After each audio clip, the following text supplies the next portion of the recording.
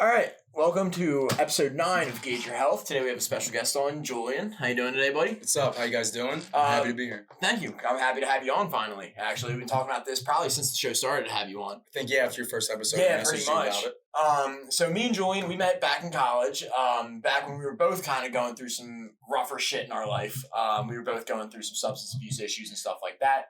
But the real reason we are both here today is to talk about recovery, because we have both kind of fought away most of our demons, gotten to a place we want to be at to a point, and are, still working and still kind of want to share our stories with you guys and, try to help whoever we can. So a lot of you guys know my story. I got caught up in a lot of different drugs when I first got to college. I was never too much of a drinker or anything like that. But once the drugs held on, it kind of led me down into more of a depression hole. And in that case, that's when I, went away and everything like that. And that's where my story of recovery starts. So that's where I'm going to hand it off to you and kind of give the story yourself, and then we'll go from there. All right. So we met in college, but before that, I was kind of a heavy drinker in high school. I started drinking in the 10th grade, smoking weed in the 10th grade. Just like everybody else. 100%. Yeah, most definitely. Like, no cause for concern yet. Yeah. But then I think... teenager being a teenager. Yeah, I think I went to college, so I definitely had the wrong mindset going in. I was not, the most...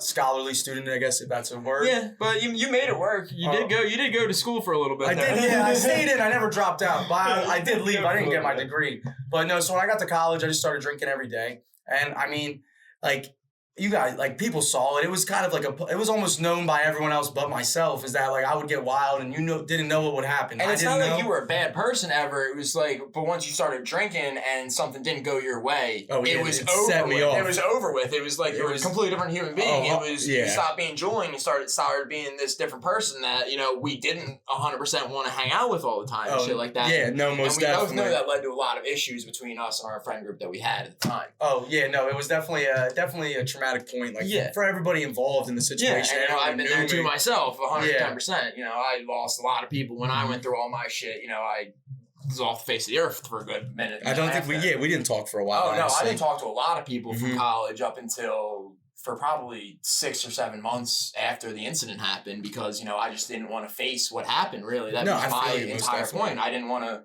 face what I did. That was my whole thing about it. I think, and that's the hardest thing. And honestly, it took me 3 years to really figure it out. I went through so much shit. I lived at our fraternity house after you were gone. Yeah. And I mean, I ended up getting in a fight with one of my roommates drunk. I don't remember the fight at all, but I charged him, and then I left the house the next day. And I didn't even stop drinking from that. Yeah. It took me another 8-9 months to stop drinking, I think, from that. To really time. See, the issue to see the issue. I remember, this is clear as day. I think this was the first time I thought I had an issue. Yeah, that was my next question. What was the showing point to you? So, I came home from work, and I didn't have any money. I had no money. Payday was a week away, and I was broke. I literally scraped quarters around my house. And I went to the local beer distributor, and I looked for 30 minutes for what would get me the most fucked up, for the cheapest. Yeah. And I found a case of Genesee Ice for $13. Yeah. Bought the case, went home with all quarters and all change, all spare change, not a single bill. Yeah. Lady looked at me. She had known who I was by that point. Yeah, I'd been 21 for a couple months. Yeah. Not a couple months. I'd been 21 for almost at that point half a year. Yeah. And even local beer stores, a lot of times you have to get in there a little bit earlier than 21. Most definitely. Yeah. And I woke up the next morning butt ass naked. Just all these 30 all beers empty around me, and I didn't remember shit. I remember shit. Yeah. That was the first time I think I was maybe I have a fucking issue. Yeah. And then to find the final straw on the story was I went out drinking with my big from our fraternity, and we went to a strip club, and I think I was just too fucked up, and the dude came up to me and told me, and it just set me off. And I Ubered home, and I tried to do some shit that I'm thankful I didn't. Yeah. And then I went and I checked myself into rehab. Yeah, but dude, the thing is that I try to tell everybody that I ever meet that has issues, that has substance abuse issues or mental health issues, is don't be afraid to realize when you need help. Don't let it get to a point that it's too far and then you can't get help anymore. Exactly. And that's awesome that you saw that too. And you got help, and now that I see you now, years after all that crazy shit has happened, you know, you seem so much better as a human being and so much healthier as a human being than you did back then. And that's awesome to see. Dude, thank you. I appreciate that. Yeah, 110%. Like, I feel like that's like the cornerstone of anything is like, you have to face it yourself. You have to see it yourself. Like, you have to be the one to like realize. Yeah. Like, cause like anybody can tell you a million times, like, yo, you got an issue, yo, like whatever it is, whatever you're fighting. Yeah. Like, and if you don't accept it, then nothing will ever change. Yeah, exactly. You can't, no one else can help you as much as you can help yourself. And that's exactly. And nobody can care more than you can. Exactly. And that's the whole thing about it. And that's the whole thing about this show that I'm trying to tell people is, you know, do what you can. You know, do what you can for yourself. And, you know, if you have friends that are suffering, you know, definitely go out and try to help them too. But going back on to the whole recovery thing, stuff that kind of helps us day to day. Shit that helps me day to day is I like to do a lot of, you know, meditation, stuff like that, concentrated breathing. I still smoke a lot of pot just because it helps, you know, with a lot of my nerves and stuff like that. Most definitely. You know, just shit that keeps my mind off it. I work a lot now, you know, if I have extra time, I'm always working. You know, I very rarely have time to sit down and be with my own thoughts, which I really think has helped throughout this entire time. So is there anything there that is like has specifically helped you through your own recovery? I think like the support system of like just like I think mutual people that we both know from our fraternity 110%. Are like insanely support. But I mean honestly the biggest thing would be I just like honestly it's kind of a fucked thing to say, but like self-pride at a point. Like the biggest thing is like when I look in the mirror, I want to be fucking proud of who I am. Yeah, you want to look at yourself and be like, I can make my parents proud. I can make this person proud. You know what I mean? Like when I like, and it's not like a point of caring what people think, but like also at the same time, you don't want people to know you as a scumbag or whatever it is. Like you know, like you just like kind of want to go about your business and go about your day. So like for me, it's just kind of like trying to better my good person at the same time. When you go about your business and go about your daily life, you don't want this stigma held over your head, or you know whatever the issue is. Yeah, and so like I think that is probably a huge thing that helped me. And then I watch a lot of Bob Ross. Yeah, I love watching him at night, dude. I calm you down. Yeah, calm you down for the entire night. 100%. And I will say, I smoke weed. So like, I got medically discharged from the army, and because I have like my metal collarbone, I broke my ankle at Bloom. I got like 3 metal problems in this shoulder. I'm fucked up. You got all I'm fucked up, and I'm only 22. It's ridiculous. But so like, once I got out of the army and like I could smoke weed again, like you know, I've kind of I do that like on a more recreational side. Yeah. And like it definitely helps me with like any pain I have, but like I kind of treat it as not a vice, but like more like as just like a here and there, like it's like a glass of champagne. Yeah, exactly. Since you had an alcohol issue, instead of somebody coming home and drinking a beer after work, if you smoke a joint or smoke a bowl, they're different. There is a difference, but there isn't too much of a difference. You know what I mean? Yeah. Like with alcohol, you're dealing with a potentially deadly substance. With weed, you're smoking a bowl, you're smoking what is grown outside. You know what I mean? It's nothing crazy like that. The best part is like I drink, like if I drink a beer, like I can't drive. Yeah. You know what I mean? Like you shouldn't smoke a shit ton of weed and drive. No, like, no. If I smoke a joint an hour later, I can probably drive. Yeah. And I can go to Wawa myself. You know what I mean? And like it's just like it's not a debilitating thing. Like if you're 13 beers deep and like somebody calls you like you an emergency or like something crazy happens, you can't do fucking shit. You're 13 beers deep. If I'm smoking a blunt or I'm hitting my dab pen and like or even if I'm that can go down and I like go and do boom, all right, some shit happened, I can deal with the situation. Like I just feel like they're different and the same in like the way people use them. I feel like people both like now in the world people casually smoke weed. Oh yeah, 100%. People have always casually drank. Medical states now, and now that Oregon's legalizing psilocybin for medical use, like this, and the world's changing for all this holistic medicine, as they like to say, or the Western or Eastern medicine. I apologize, as they like to say. More like voodoo shit. Yeah, exactly. More like that edge conspiracy theory type medicines. They are coming into play, and because people are seeing them, and it's awesome. No, most definitely. I think they have like a great way, like something like weed. I think it helps people. You know, like like for some people, I do know like it's not for everybody. No, I don't think there's a thing in the world that's for everybody. But the thing is, I look at it as a medicine. You know what I'm saying? Like, so I've gone through plenty of antidepressants. You know, I've tried plenty of antidepressants, and you know what? Weed just another one for me. And you know, if it doesn't work for me like another antidepressant would, then it doesn't work. That's the end of the story. Yeah. And that is what it is. And, I think that's something that it needs to be looked at a little bit more in that aspect. But that's getting off topic again. Oh, yeah. But that is true. It is something that definitely helps with the recovery aspect. But there's a million things you can do to help yourself get into recovery and to help yourself through it. I've been personally doing online therapy stuff. Okay. It helps me personally just because it's not me talking to somebody. I don't like the face-to-face, oh, well, here's my problem. What should I do about it? Yada, yada. I don't like that. No, I don't like that bullshit. They just keep writing stuff down. Yeah, no, I don't like that. I feel judged. Like, I don't know you, dude. And so when it's just a computer screen like that, it really helps. There's a good one out there. It's called Talk. I believe Ricky Williams has been doing some stuff on Instagram for promoting it. I forget exactly what it is. I'll get a link in the bio below and then figure that out too. But back on the recovery aspect, how long have you been sober now then? So March 3rd is my 1 year. So I'm just coming up on I'm 11 months. Okay. Like 2 weeks, something like that. If you don't mind me asking, and again, this can be cut if need be.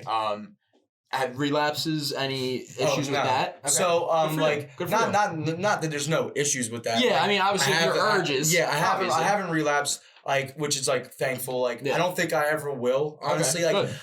Good. I do not underestimate it by any means. Yeah. Don't take it as I never will. I don't blow it away. Yeah, I don't think I'll ever beat it, but I fucking own it. Right now, I own it. That's exactly the way to have it. This is my bitch, and I'm gonna make it like that. So, 110%, bro. I do drink the non-alcoholic beer, like a Heineken Double Zero, because I do still go out to the bar, obviously with the fucking COVID and shit. Yeah, exactly. It's been weird, but I think I had I was drinking, you were drinking, and I had some non-alcoholic beers. Talking to the other guy in the room, can't see him. Sorry, man. We'll just cut that. That's fucking. It makes sense. But yeah, no. So. Damn, I just lost my train of thought. Holy shit. You're talking about non-alcoholic beers. Oh, yeah. So I drink the non-alcoholic beers every now and again. And, that still gives me the taste of beer, which I love, without nothing of a regret. Yeah. Not even a placebo effect. I don't feel drunk. I know I'm not getting drunk, and I'm not drinking them to get drunk. Okay. I'm drinking them strictly because I like the taste of beer. In a much better way than I even thought of that. Honestly. I literally love beer. Budweiser is my favorite beer, and they got a Double Zero. So, and if I'm going out to the lake, I'm crushing a 12-pack. Yeah. On the 4th of July. It's Double Zero, so it might as well be soda. Dude, on the 4th of July, I drank 2 cases because they were all playing drinking games. Yeah. So what am I going to not fucking drink? Yeah. I'm going to fucking drink, but I'm not going to get drunk, and I'm going to fuck you up in pound. Well, dude, that's awesome. That's great to hear. Relapses are, again, a big thing, and I'm glad that you haven't had to go through those issues. Myself, I've gone through plenty of the relapse issues, and they're horrible. Relapses make you feel like a piece of fucking shit. Yeah. So I really hope you never have to go through that. I hope you don't as well. Dude, it's been a little while, but it's still something, again, that creeps up, especially with pills and stuff like that. It's always there. But it's, again, like you said, it's something every day you just got to remember, you own it. It doesn't own you. You own it. You have to. That's the whole thing about it. I wake up and, it does, especially if you're open about it. I don't be walking around telling people, I'm a former alcoholic. Not at all. But if someone asks, let's have a conversation about it. I'm talking about it and well, you do drink? No. Why? What's up? Oh, I had a problem with it. And if they go I view that I'll talk about it with anybody. But I view that as if I can talk about something that was so deep and personal to me and so because it was a fucking shit show for me. Sorry, on a not a large scale, but a pretty decently sized scale. Yeah. Was it a known it affected your life in a big negative way. You know what I mean? Yeah. So just for me to be able to tell anybody and talk about it and own that fucking fact. Yeah. I think it gives me power over it. And I think that's why if people just were to try and even if you you think you have a problem talking about it, asking about it, trying to put steps in progression because you don't have to be 45 and figure out you got a problem with pills, you got a problem with fucking drinking. You know what I mean? You don't have to be my wife's leaving me, I lost the house. A lot of times these problems start at our age, and we're the few people that understand that and see that and got through it. Exactly, and that's the best part. And the best part is I'm 22. Yeah. So you got your whole life ahead. I might have from Bloom. I have 3-4 years of great memories. Yeah, some shitty ass ones, and there are some people who don't fucking like me. Yeah, exactly. And there are people. I'm right there with you. There are people who are right there with Bloomsburg. You know what I mean? But I'm happy that was when I was 18, 19 to 22. It didn't destroy your life to a point where you can still make it up. Exactly. Now I'm 22, and shit, I don't want to live past like 70 because I feel like that's just too much. Yeah, exactly. But I got 22 to 70 to play with and figure out and be whoever the fuck I want. Exactly. So and without that shackle behind exactly, you. Without that like just holding me down and like keep because like it's like if you have a problem like that and you don't want to face it. It's like that's it's all like it a is. stalker. It's a stalker that keeps coming back. Everywhere you move, you can move wherever the fuck you want. You can do whatever you want. And the next day it's gonna be like, hey buddy, I found you again. You can't fucking get away. You can't. Exactly. So you just gotta face the demons. Yeah. And exactly. And even with recovery, dude, you'll still see the demons. You will still see them. They will still pop up. God. But you know what? Sometimes you learn to talk to them and you learn to talk to like this is actually crazy because I was just telling my roommate. The other day I was shoveling snow for like the 8th day straight. Yeah. We've been fucking that.